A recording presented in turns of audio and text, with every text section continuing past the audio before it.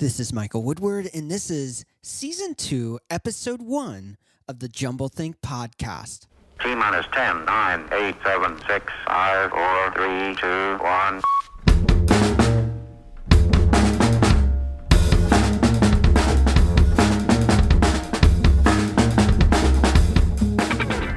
Welcome to the Jumblethink Podcast. We explore the ideas and dreams behind some of the leading entrepreneurs from around the world.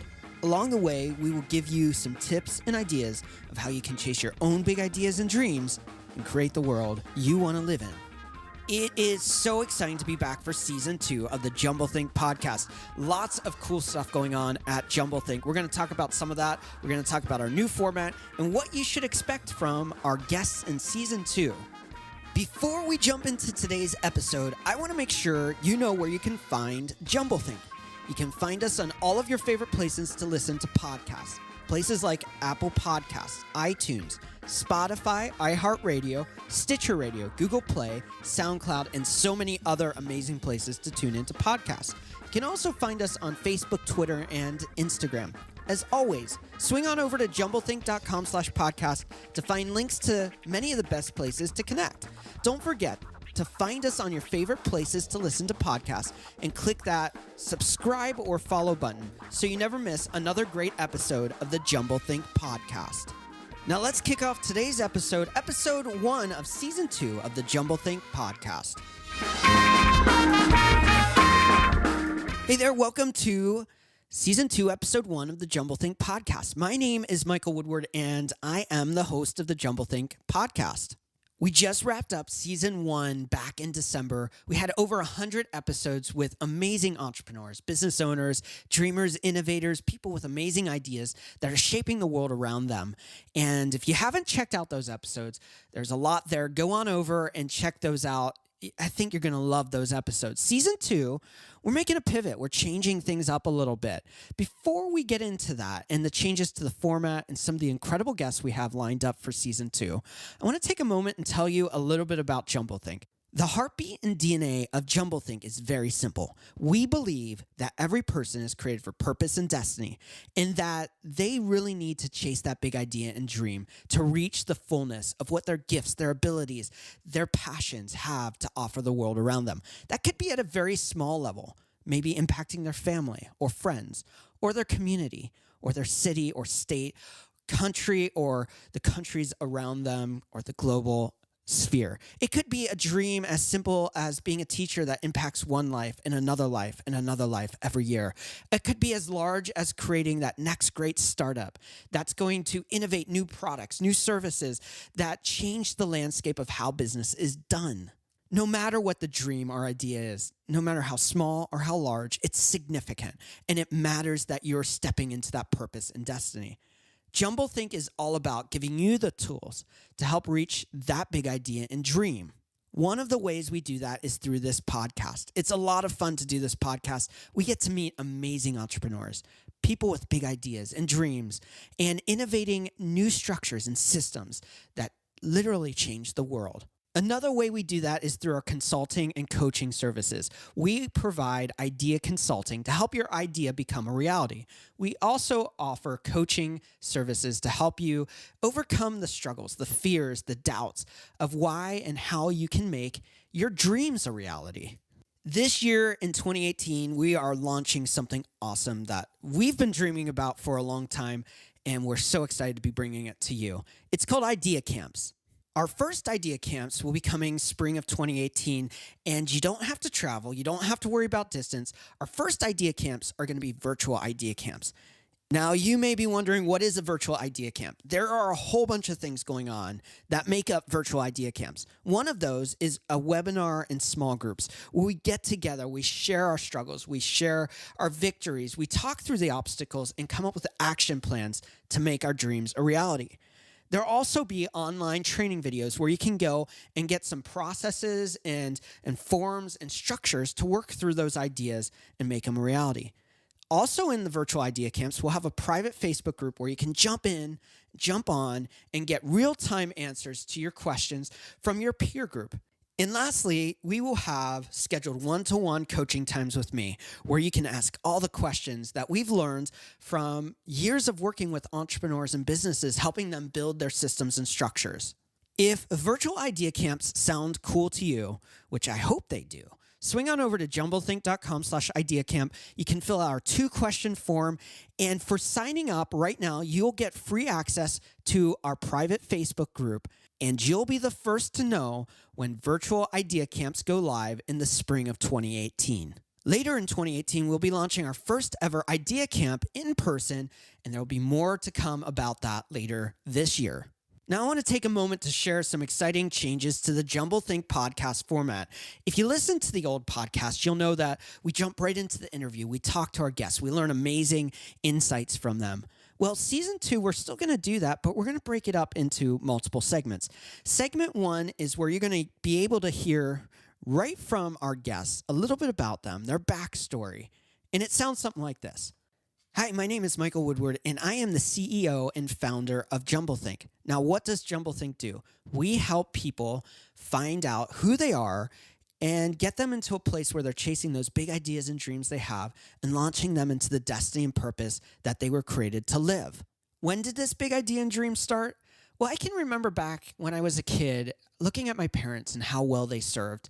I looked at my mom and how she was involved in her church and different peer groups and the school that she worked at, and just how she loved to serve and help people. And I look at my dad and how he worked incredibly hard at the job that he had. And beyond that, he was involved in the fire department and with ambulance companies and just serving and loving people through devastating moments in their lives. And that for me sparked that passion. I thought maybe I'll be a firefighter, or maybe I'll do this or that. And they were always jobs that were around helping people. Well, along the way, I was involved with church from a young age, and I saw pastors, and I looked at them and how they helped people, whether it's through a career change or a hardship, or whether it was just helping them find their purpose and destiny. So I decided to become a pastor, and I did that for several years. When the economy turned, I was looking for another way to help people, and so I transitioned into being a pastor and pastoring people into how can I make this a career that impacts not just the church and the community around me in the church, but also impacts people outside the church, people who maybe have lost hope or destiny and purpose. And how can I be that spark to help them get back into that purpose and destiny and start chasing those dreams and ideas? So for me, that's kind of how the big dream started for me. One way I find purpose and significance in what I do is by seeing the lives and how what we do impacts our clients, our customers. I think back to when I had my web development company and one specific business who came in and they kind of had this idea, and we helped them craft that idea. We helped them dream larger than that idea. And they took their business, which is already significant and doing amazing things, and just by that little pivot and that shift into a new area that they didn't see, they grew their business by 1/3. And it was pretty massive. 1/3 of their business was now coming from this idea that we helped them dream past the roadblocks and overcome the obstacles and see how that can impact their world around them. And so when we have clients like that, when we have friends like that, we see changes in their world that brings so much fulfillment and joy and just reinforces the purpose of what I'm supposed to be doing. Why does what I do matter? Why is it significant? Well, that's pretty easy to answer. When a person is fully walking in their purpose and destiny, when they're firing in their gifts and their abilities, there's nothing more powerful than seeing that individual filled with passion and impact and joy through that. And so why is it significant? Why does it matter? I think that every person should live with fulfillment in their life. They should live reaching their purpose and destiny. And it's so significant when you can be a spark that helps them get there. One of the challenges in our business that we're currently working to overcome is trying to grow our audience, those people listening to this podcast, so that we can impact more people. It's not possible to talk to every individual, but we would love to get our message out. And our message is simple. Your life matters. You were created for purpose, and you should step into that dream and idea you have, because without you, the world isn't operating at the fullness it could be. And so we want to grow our audience. That's the obstacle. That's the big challenge that we're working on, is how do we reach more people? How do we start the conversation with more individuals? And how can we help be a catalyst to change more people's lives? Our next big goal is to launch our virtual idea camps. We've been dreaming about this for a long time and exploring what it could look like, and we're so excited to be putting this together. So our next big goal is to launch that this year. I'm so excited about all that we have going on, and that's one of the things that is just burning inside of me, is to get that out to the world. So that's what segment 1 of the new Jumblethink format sounds like. You get to hear a little bit of the backstory behind the veil of that individual, what got them to where they are today, and where are they going. It's a really fun segment. We're super excited to be introducing that to season 2 of the Jumblethink podcast. Segment 2 is our standard interview, where we get to talk about important topics, both to our guests and to you, our listener. We get to share ideas and challenges and all of the amazing things that we get to learn from our amazing guests. That segment closes out where you can find out how to connect and learn from our amazing guests and connect with them at a deeper level, whether it's from books that they've written or dropping them a note. You'll find out how you can connect with them. After that, we transition to our new rapid fire questions. Now, we had rapid fire questions in season 1, but season 2, we reformatted, we added some, we changed some, and I'm going to share those questions with you right now. Our first question for rapid fire questions is, what is one tip you would give someone with a big idea and dream and they don't know where to start? Well, for me, I would give you this tip. My tip would be, find someone to help you. Whether it's a friend, whether it's a coach, whether it's a family member, they can just sit down and explore the possibilities of that dream, that idea. The second question is, what is one change you would like to see in the world? Well, for me, the one change I would like to see in the world is I'd like to see people operating at a different level of loving one another. We are in such a divisive atmosphere globally, where it's us against them. It's the right of my opinion versus the wrong of yours, and that's just not helpful. We need diversity. We need differing opinions. We need to have conversations that change the world. And the only way you do that is if you start living in a place of love, where you're loving each other and walking through that. The third question is, what do you want your legacy to be? For me, there are multiple things I'd love to leave behind as a legacy. Of course, I would love to raise an amazing family. And I have 2 incredible daughters and the best wife ever. And to be able to be an amazing husband and father, and to see them live in their full potential, is a legacy that would be incredible. Another legacy is, I would love to leave a legacy where I impacted others who impacted the lives of others. And by my impact, they were able to walk in the fullness of who they were with their gifts and impact others. That would be an amazing legacy. Question number 4 is, where do you find inspiration?